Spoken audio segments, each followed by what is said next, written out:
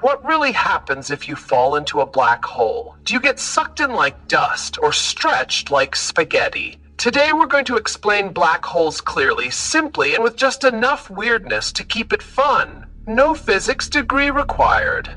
First twist, a black hole isn't a thing you can touch. It's a region where gravity is so intense that nothing, not even light, can escape. Imagine space and time as a stretchy fabric. Cram enough mass into a tiny volume, and that fabric caves so steeply that every path points inward.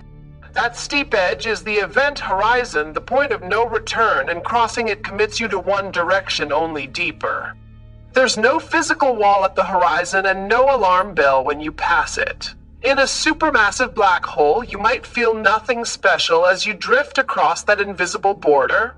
To someone far away, though, your clock appears to slow and your light shifts redder and fainter until it fades from view. Deep inside, our equations predict a singularity. Not a dot you could poke, but a sign that our math runs out of guidance. It's the universe telling us we need a better union of gravity and quantum mechanics. Until then, the very core remains a carefully marked unknown. So where do black holes come from? Most begin as massive stars, 20 times the sun's mass or more. A star survives by balancing gravity pulling inward with fusion pushing outward. When the fuel runs out, the outward push collapses, the core falls in on itself, and if it's heavy enough, nothing stops the plunge. A stellar mass black hole is born. It's a dramatic end. A star that blazed for millions of years can see its heart implode in seconds, leaving behind a neutron star. Or, when gravity wins completely, an inescapable dark remnant that remembers the star only through its gravity. Not all black holes are equal. Stellar mass black holes weigh a few to dozens of suns. Supermassive black holes, millions to billions of suns, sit at the centers of galaxies, including our own. They likely grew by rapid feeding and repeated mergers in the early universe, possibly starting from large seed collapses. Intermediate mass black holes may bridge the gap, though they're trickier to confirm. Ready for a scale shocker. If you compress the sun down to a sphere about 3 kilometers in radius, it would be a black hole. Squeeze Earth to roughly a 9-millimeter marble, same fate. Our galaxy's central black hole has an event horizon about 12 million kilometers in radius, roughly 24 million kilometers across, huge yet still inside Mercury's orbit. Wild. Here's the counterintuitive part: the bigger the black hole, the gentler the tidal forces at the horizon.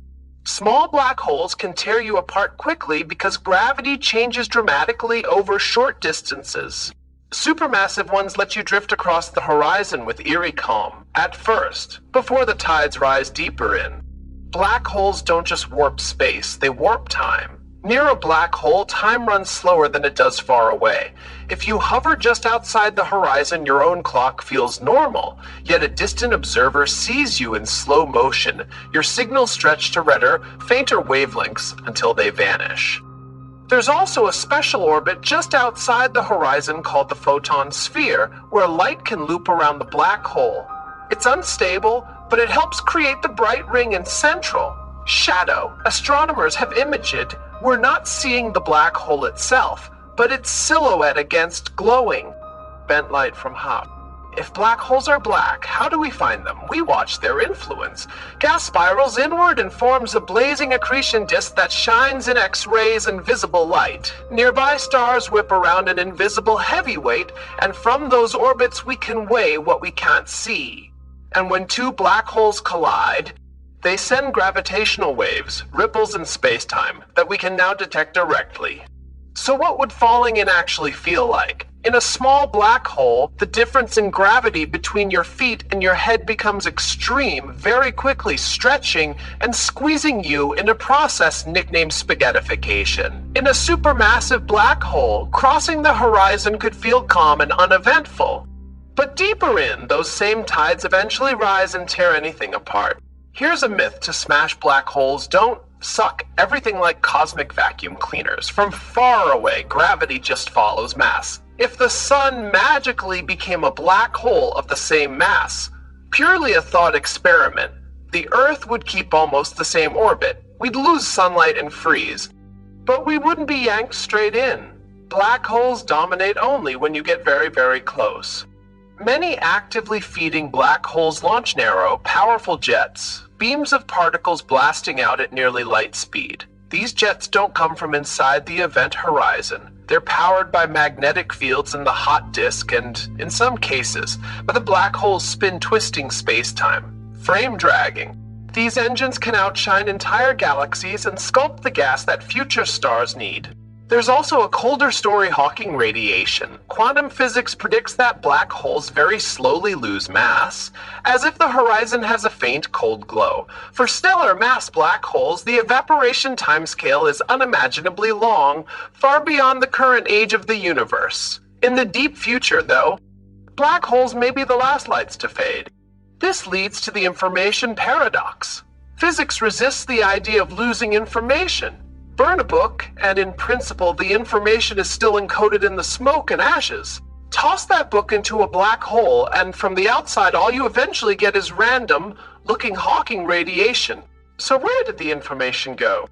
One proposal says it's encoded at the horizon itself, like a hologram, stored on a surface rather than inside a volume. Another suggests subtle correlations in the radiation carry it back out. No final verdict yet, but the pursuit has pushed physics forward in bold ways, reshaping how we think about space, time, and quantum theory. Quick hits to keep in your back pocket. Black holes move. They can orbit one another, collide, and even get kicked by mergers. The average density inside a supermassive horizon can be lower than water because radius grows faster than mass. The extremeness is in the geometry and the one-way boundary, not a solid surface. And no, particle accelerators won't create a planet-eating hole. Even if microscopic ones appeared, they'd evaporate almost instantly. Nature's been smashing particles at higher energies with cosmic rays for billions of years. We're still here. How do we actually see? The most famous ones? We combine techniques. Track stars near the Milky Way's center to weigh the invisible object they orbit. Interfere radio telescopes across Earth to resolve the lensed ring around a supermassive horizon. Listen for space-time ripples when distant black holes merge. Each method sketches a different outline of the same invisible actor. Picture the journey. You drift toward a supermassive black hole. The sky warps and starlight curves into arcs. Time feels normal too, yet the distant universe seems to race. You cross the horizon without drama. No flash, no impact. Just a silent line your messages can't cross. Deeper in, the tides rise, and your future narrows to a single path inward where our equations go quiet.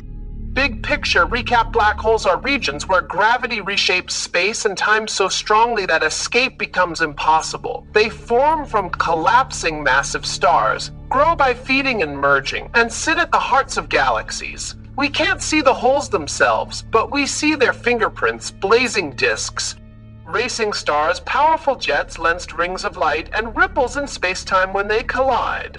They don't break science, they pressure test it. Each paradox is a doorway, each observation a clue.